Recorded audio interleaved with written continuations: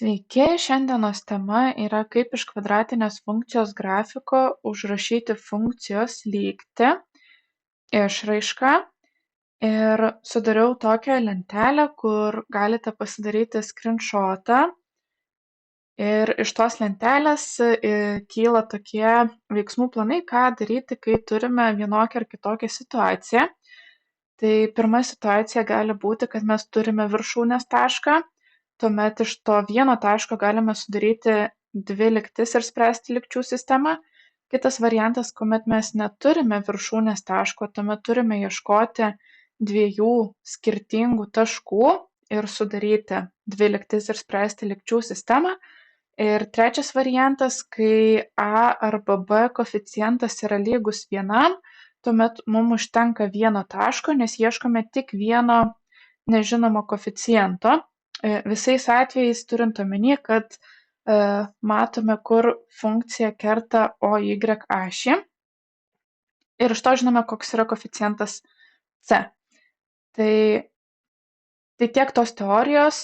Jeigu yra kažkokia tema, kuria galbūt nerandate pakankamai informacijos YouTube kanale, bet jum jinai yra aktuali, tai galite atsiųsti tą situaciją ar uždavinį L paštu, kurį matote ekrane. Aš mielai atsakysiu į klausimus, patarsiu, o jeigu matysiu, kad tai yra labai didelė tema verta video, tai bus įrašytas video. Taigi už šį klausimą esu dėkinga vienam iš savo sekėjų Gedui. Jisai atsiuntė uždavinį, kurį mes dabar ir spręsime kartu. Ir šiek tiek paprotingėsime šitoje temoje. Tai kibkime į darbą.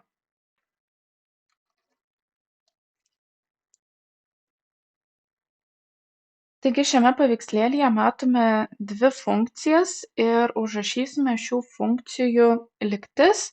Pradėkime nuo violetinės funkcijos, kuri yra nuspalvinta violetinė spalva. Ir ką mes turime, tai mes turime čia viršūnės tašką, kuris yra taškas B.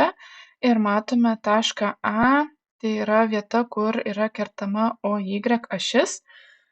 Tai yra kvadratinė funkcija, matau iš grafiko. Ir aš žinau, kad šios funkcijos lygtis bendruoju atveju yra f nuo x ax kvadratu plus bx plus c. Taigi c koeficientas yra tas skaičius, kur funkcija kerta OY ašį.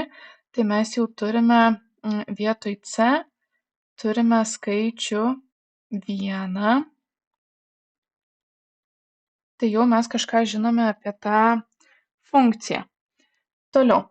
Turime viršūnės tašką, kuris yra vadinamas šiame brėžinyje B, ir to taško koordinatės yra 2 ir 5. Taip, vedu žemyn, randu x koordinatę 2, vedu į šoną, randu y koordinatė yra 5. Tai mums užtenka šito vienintelio taško susidaryti dviem lygtim, nes tai yra viršūnės taškas. Taigi pirma lygtis bus iš funkcijos lygties. Tai vietoj x įsistatysiu 2, vietoj y įsistatysiu 5.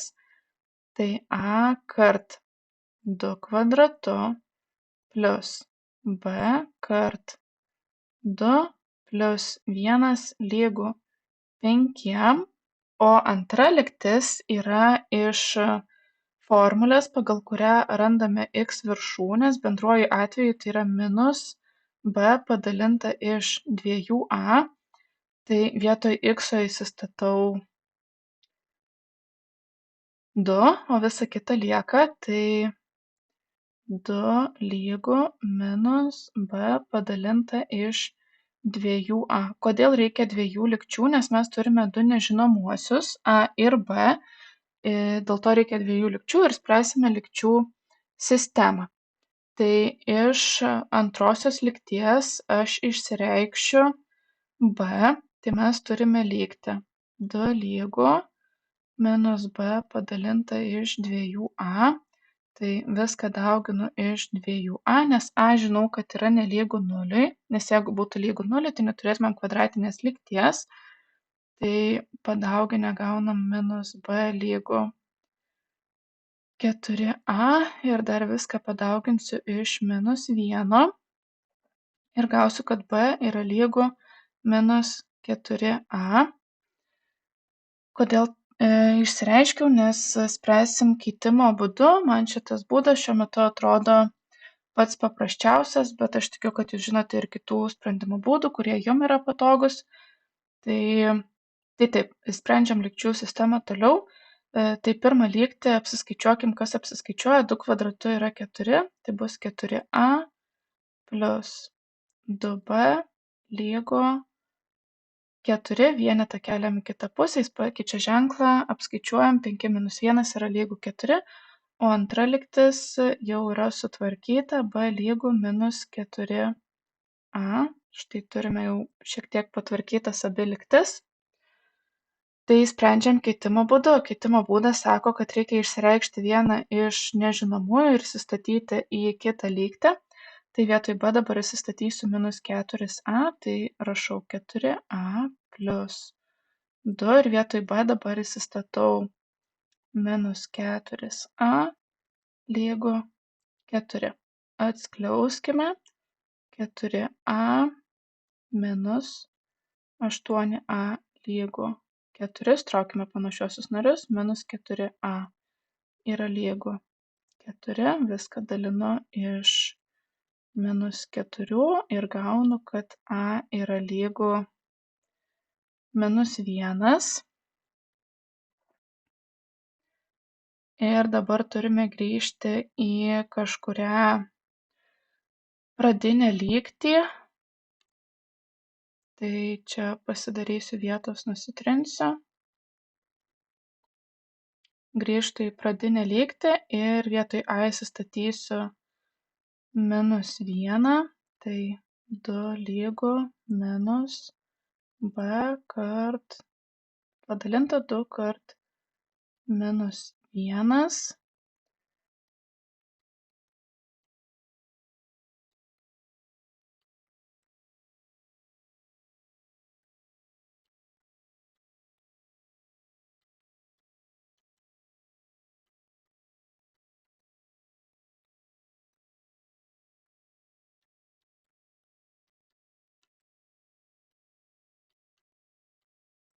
Išsprendėm, gavom, kad b yra lygu 4.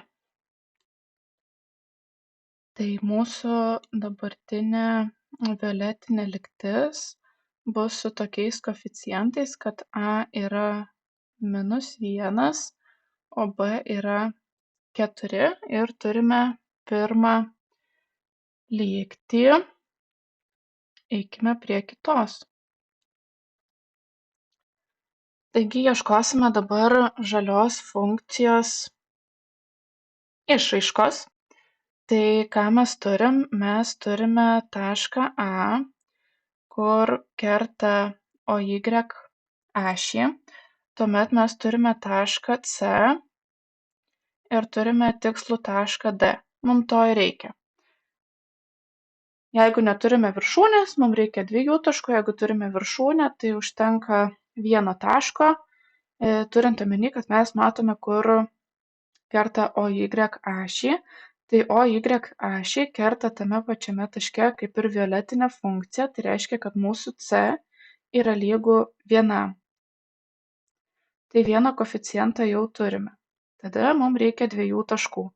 Tai turime tašką C, jo koordinatės yra 3 ir 4 ir turime tašką D, jo koordinatės yra 2 ir minus 1. Iš šitų 2 taškų susidarysime lygčių sistemą, naudodami funkcijos lygtį.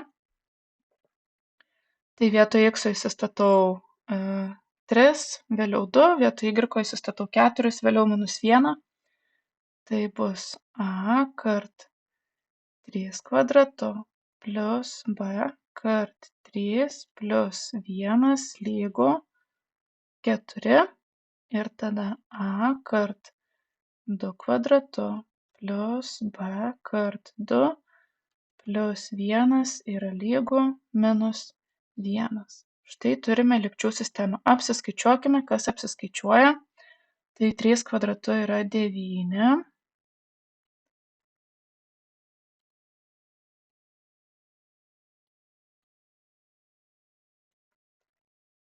Tuomet prie antrosios lygties bus 4a plius 2b.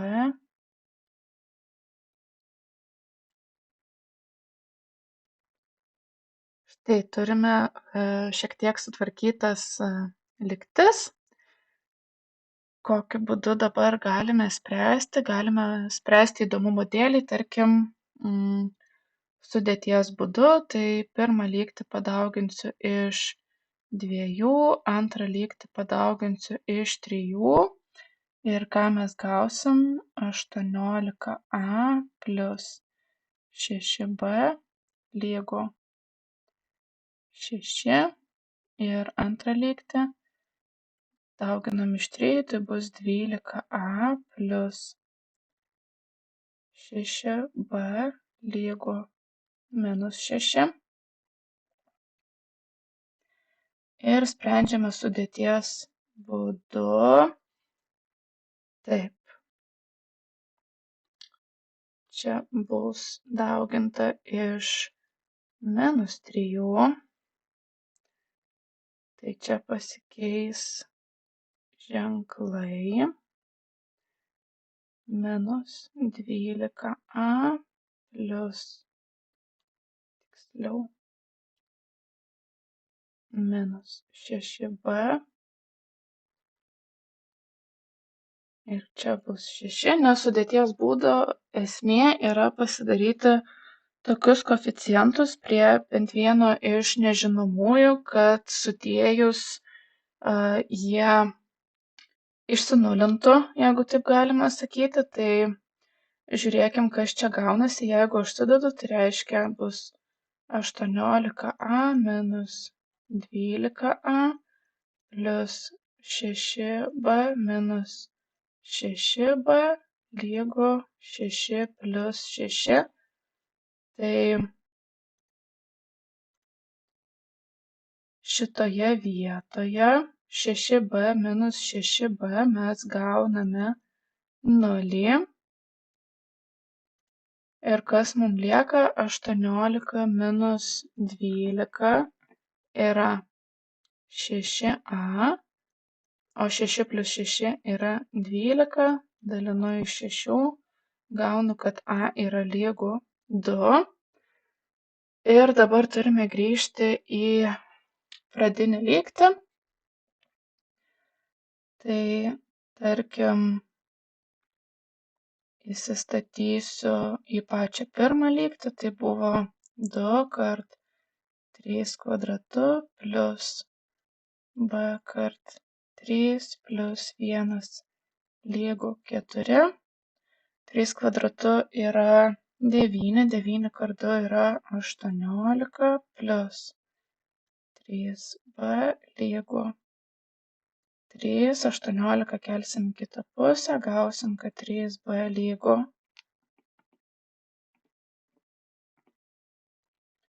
minus 15, dalinu iš 3 ir gaunu, kad b yra lygu minus 5. Tai mūsų a buvo 2, o b gavom, kad yra minus 5. Taigi, turime dviejų funkcijų lygtis užrašytas dviem skirtingais būdais, tiksliau jos buvo rastos dviem skirtingais būdais. Vienu būdu, kai turėjome viršūnę, kitu būdu, kai turėjome 2 taškus. Ir tiek, jeigu turite kokių nors komentarų, tai jų labai lauksiu. Jeigu turite kažkokių uždavinių, nepamirškite jų atsiųsti paštu ir pasistengsiu pagelbėti, kaip tai galėsiu. Tai šiandien tiek. Susimatome kitoje pamokoje.